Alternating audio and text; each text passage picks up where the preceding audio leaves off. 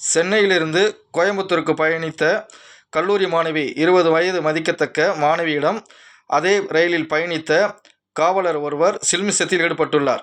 கோயம்புத்தூர் ஆர்எஸ்-புரம் காவல் நிலையத்தில் ஏட்டாக பணிபுரியும் காவலர் அந்த பெண்ணிடம் சில்மிஷத்தில் ஈடுபட்டுள்ளதாக வீடியோ ஆதாரத்துடன் அவர் புகார் தெரிவிக்கப்பட்டு தற்பொழுது விசாரணை மேற்கொள்ளப்பட்டு வருகிறதாக தகவல் அறியப்பட்டிருக்கிறது.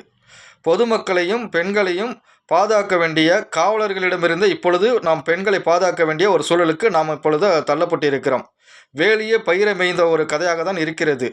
இப்பொழுது பொறுக்கிகளிடமிருந்து நாம் பெண்களை பாதுகாக்க வேண்டுமா, இல்லது இது போன்ற காம கொடூர்களான போலீஸ்காரர்களிடமிருந்து நாம் பெண்களை பாதுகாக்க வேண்டுமா என்கிற ஒரு அச்சம் ஏற்பட்டிருக்கிறது. கடந்த சில மாதங்களுக்கு முன்னால் கூட ஆந்திராவிலிருந்து திருவண்ணாமலைக்கு வந்த அம்மா பொண்ணு ஆகிய 2 பெண்களையும் காவல்துறையினர் அடாவடியாக அவர்களை அழைத்து சென்று, அதுவும் அந்த வயதான அந்த அம்மாவை விரட்டிவிட்டு அவருடைய மகளை இளம்பெண்ணை காட்டுக்குள் 2 காவலர்கள் கற்பழித்து பலாத்காரம் செய்த ஒரு மாபெரும் கொடூர சம்பவத்தை நாம் கண்முன்னே இன்னும் நின்று கொண்டிருக்கிறது.